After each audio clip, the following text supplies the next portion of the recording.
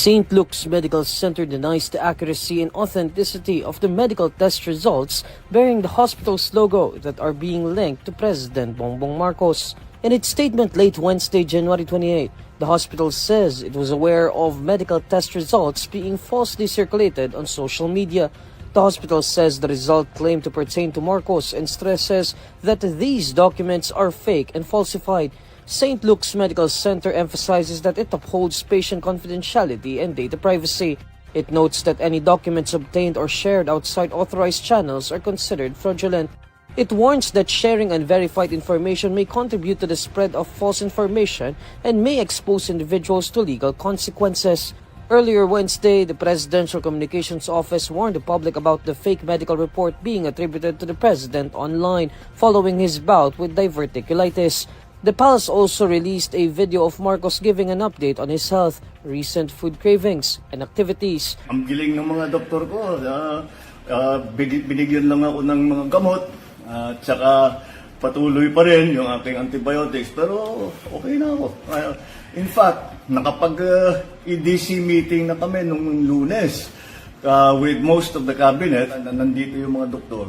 Nagkonsulta sila para tignan na talagang maayos. Kasi nga nagre-reklamo sila na dapat magpahinga ako. Sabi ko, hindi ako pwedeng magpahinga. Hindi ako kasama dyan sa mga pahinga. Marcos spent the night at St. Luke's Medical Center in Quezon City on January 21 after experiencing discomfort due to diverticulitis. Diverticulitis is an inflammation of the small pockets in the colon. Interior Secretary John Vic Remulla says he will coordinate with Sweden to search for resigned Bicol Representative Zaldy Co. The lawmaker was earlier believed to be hiding in a gated community in Lisbon, Portugal. But according to an exclusive media report, Co supposedly signed his petition to the Supreme Court before a notary public in Stockholm, Sweden on January 15.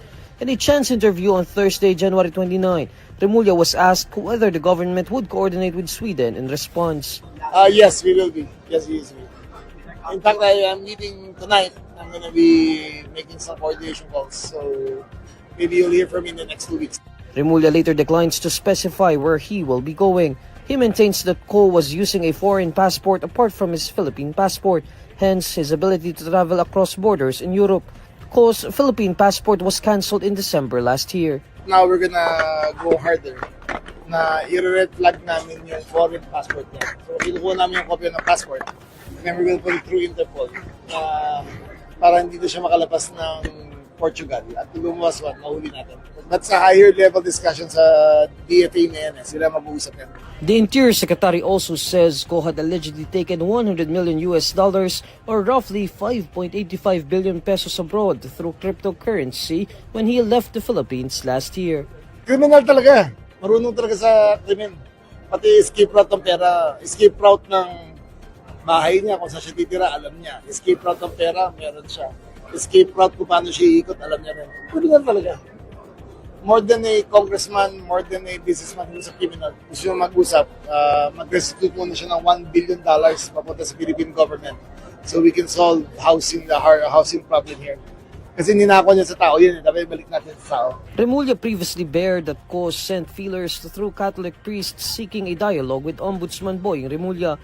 Co is wanted for graft and malversation in connection with an allegedly anomalous 289.5 million peso flood control project in Oriental Mindoro.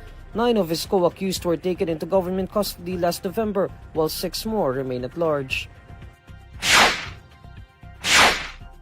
The first hearing on the impeachment bid against President Bongbong Marcos will start on February 2. A notice of meeting dated January 28 indicates that the House Committee on Justice informed complainants that the first hearing would be on February 2 at the People's Center in the Batasang Pambansa complex.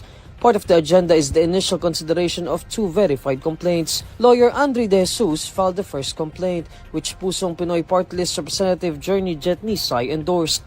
The second draft came from the Makabayan Coalition, with endorsement from ACT Teachers Party List Representative Antonio Tino, Gabriela Party List Representative Sara Elago, and Kabataan Party List Representative Rene Co. House Committee on Justice Chairperson Jervil Luistro says the consolidation of the two complaints must first be done. In his complaint, De Jesus mentioned 6 grounds which he said merit culpable violation of the Constitution, graft and corruption, and betrayal of public trust. However, some lawmakers believe this complaint to be weak, with Caloocan Representative Edgar Arice saying the rap could easily be dismissed. Concerns prompted Makabayan to file its own complaint, which focused on a Department of Public Works and Highways policy called BBM Parametric Formula. According to Makabayan, the BBM Parametric Formula allegedly justified presidential and congressional infrastructure project allocations in the national budget. Makabayan said these allocations were supposedly the basis for kickbacks or commitments.